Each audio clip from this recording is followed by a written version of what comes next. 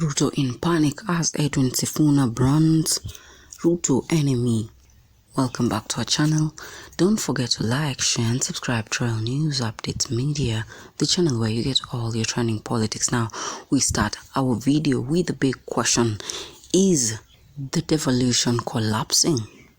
Edwin Sifuna, the ODM Secretary General, causes another political storm as he brands President William Ruto a big enemy due to devolution. Now big question is, do you think Raila Odinga is opting out of the devolution, or he is going to stick with William Ruto? Issue, and he has directed that members of the National Assembly from ODM must support devolution. And I was happy that at the burial in Siaya recently for his long-time bodyguard, the leader of minority in the National Assembly, who's an ODM member, the Honorable Junet Mohammed, committed to making sure that members of ODM support the position that has been taken by the party. Okay. And in fact, the tiff that I was getting into with some of his characters from Kenya Kwanza is that we have not had the president defending devolution. In fact, he's an enemy of devolution when he stands up and says, leave it to me. Yeah, that is not what the Constitution says. He has national roads to deal with. Nazime Mshinda. So awache governors wafanye county roads as required by the Constitution. Number two, the leader of majority in the National Assembly, Kimani Ichung'wah, has said nothing. Has said nothing at all in defense of devolution. In fact, he, all the time when he rises on the floor of the House, he wants to characterize the governors as the problem with devolution. But Mark, if you interact with these issues, I'm telling you this country is in a problem. And I am convinced that if we don't sort out national leadership, it doesn't matter what these people are doing here at the county level. You will always struggle. Because the people at the helm, the top, if they don't believe in devolution, do you know, Mark, we say, okay, we have passed the Division of Revenue Bill. It says Nairobi County is going to get 20 billion Kenya shillings. So the county governor has to start preparing a budget based on what the Senate has passed, right? Yes. But that money never ever gets to the counties in time. We pass something called a disbursement schedule. A disbursement schedule is supposed to say every single month, county government of Nairobi will receive 1.2 billion Kenya shillings. The National Treasury never follows that disbursement schedule. So why do we pass these things? You know? Then you see it and you rack up a lot of pending bills. It's impossible for counties to plan, to operate. You know, to operate. So if you don't get a person who actually believes in devolution in the national government at the top, then nothing is going to happen. And clearly, William Ruto is not the right person because he's saying he wants to take away county functions. The great Edwin Sifuna, ODM Secretary General, none other than the fearless critique that tells Ruto what it is. He calls a spoon and a spade a spade. We all know by now that ODM has two sides by now. The ones who support Raila Odinga and the Broad-Based Alliance, and the ones who are against the Broad-Based Alliance. This draws us to a big question. Do you think Edwin Sifuna can continuously issue conflicting statements within ODM and the Broad-Based Alliance without Raila Odinga's permission, criticizes Ruto directly, and still maintains his position as the Secretary General in ODM?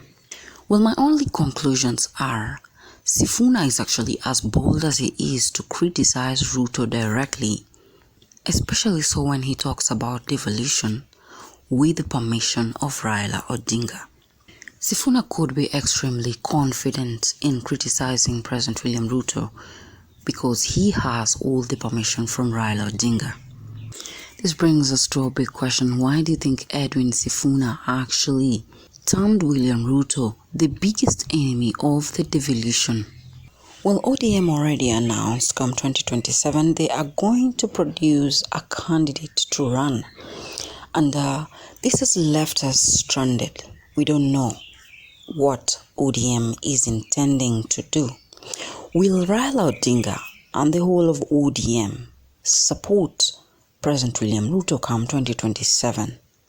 Well, ODM has been insisting on devolution as their main agenda.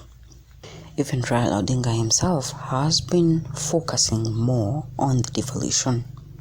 Well, devolution is the transfer of delegation of power to a lower level, especially by central government, to local or regional administration. And our big question is, do you think President William Ruto can actually allow resources to go and be distributed among the lower levels? Well, Raila Odinga has made it very clear that the devolution has to work, and further stated if it won't happen, he is going to make devolution a campaign factor. The big question is, do you think William Ruto can actually make devolution an agenda? The counties are currently lamenting they don't have enough resources. Hence our question, do you think William Ruto will allow the resources to actually leave Nairobi and be distributed equally in the counties? This draws as our conclusion is actually the broad-based alliance collapsing. Since Ruto has failed to make the devolution an agenda. After the conclusion of the broad-based alliance and the signing of it, Raila Odinga, the party leader of ODM, faced two political sides in his party. We have Edwin Sifuna, we have James Orengo, we have Babu Owino, who totally refused to actually support the broad-based alliance and pledge their support to William Ruto. And we have the other camp that is so insupportive of the broad-based alliance, like Minority Leader Junet Mohammed, we have Wanga, who are actually in support of the broad-based alliance of Raila Odinga and William Ruto, the political marriage we called it, the coalition government between Ruto and Raila Odinga. We saw majority of ODM and most of Raila's diehard supporters not in support of the broad-based alliance. They were not in support of Ruto and Raila merging as one. Sifuna and Orengo have publicly been criticizing the broad-based alliance, and they totally say they are not in support of it. They criticize it, calling a spoon and a spade a spade. But the big question is, do you think they can actually talk like that without Raila Odinga's consent? Sifuna has been pushing for the full implementation of the devolution. As the ODM Secretary General, do you think that is possible without Raila Odinga's backing? To me, I think the party leader actually granted Edwin Sifuna go ahead to actually push for the devolution. But we always ask, could the rift in ODM be a political strategy? Orengo and Sifuna are actually fighting for the devolution. They declared their side, which is opposing the broad-based alliance. And at one point, maybe Raila Odinga can actually merge them together so that they end up discussing and pushing forward for the devolution. This will bring ODM back together. So could it be actually a political strategy and not the crumbling picture people are seeing in ODM party? This leads us to our big question. Do you think President William Ruto is ready to make devolution a big agenda? Do you think Raila Odinga and ODM are going to support Ruto come 2027? If so, why is the devolution a subject topic? With Edwin Sifuna addressing Ruto more on devolution, why is Minority Leader Junet Mohammed silent?